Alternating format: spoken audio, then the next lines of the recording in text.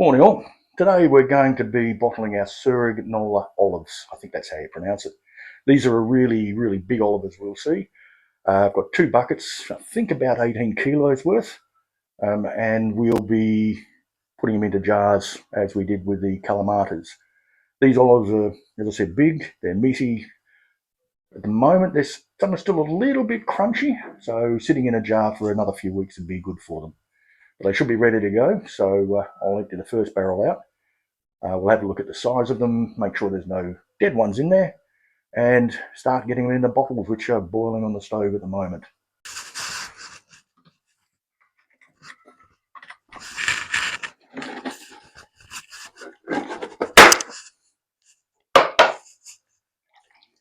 Ooh, they smell like olives.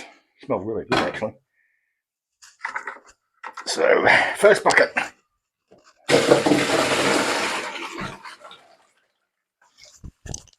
Alright, I'll put that back outside, give it a clean. And here we have them. So, get the sink out, let them drain. I'll give them a rinse. But as we can see, not a bad size for an olive, and very meaty. These have lost their bitterness. So I think we'll jar them, even though some are a little bit crunchy. Let's give them a rinse. Just wondering if I can fit my second bucket in here. We'll give it a shot, I think. Alright, back in a minute. And in we go. The answer to that question is no. I can't fit them all in the sink.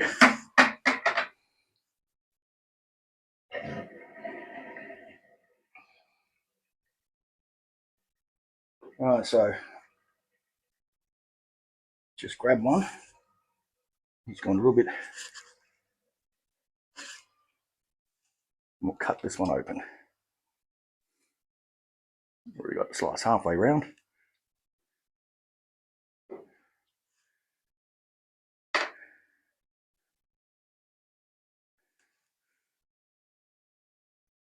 Right. And there we go. We can see nice meaty olive. What's it taste like? Oh, that's good. Still firm, which is the way I like them.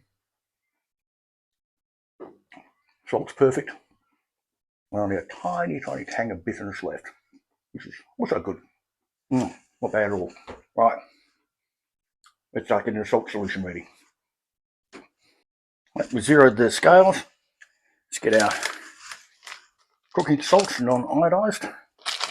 And we need 100 grams for 2 litres of water because we want a 5% solution.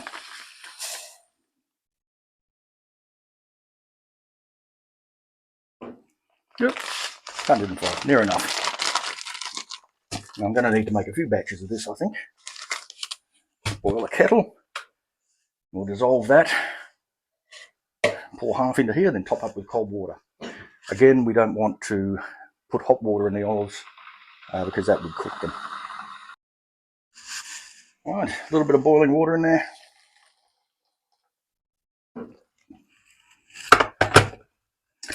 Mix it in. I bought some of these jars with the rubber seal. Now, with the amount of olives we eat, we'll use these first. But I think they should seal okay for the olives. And again, I'll be topping off with a bit of olive oil to seal them, so they hopefully keep. Nice jars. Hopefully they're good for this particular task. Okay, let's start bottling these ones. There we go. Oh, I love these big olives.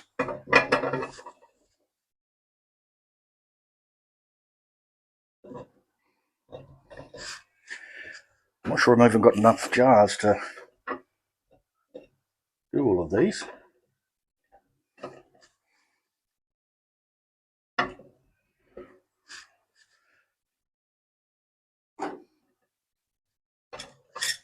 I don't want to squash them, but that should cover it. Okay, we've got salt that has dissolved in the hot water. Now I'm going to top that up to litre mark.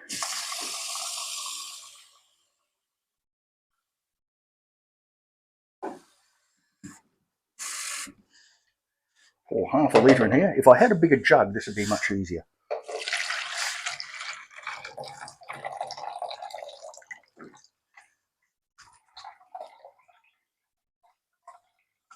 Okay, that's 500ml in each. Drop it up to the 1 litre again.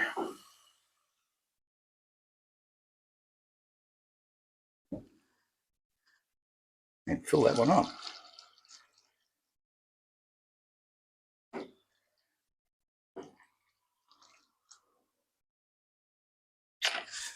Okay, let's top this one up to the 1 litre mark as well.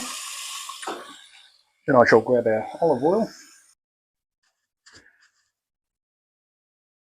And then we just pop it up till it's covered. So if we have a look there,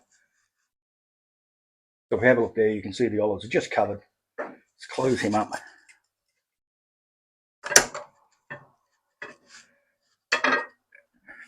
And there we have it.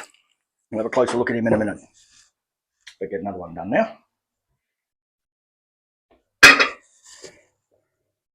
And then my next batch of jars should be ready to go.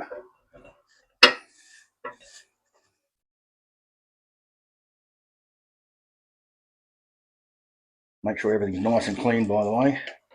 Not necessarily sterilised in case of fermented olives, but I try to sterilise everything anyway.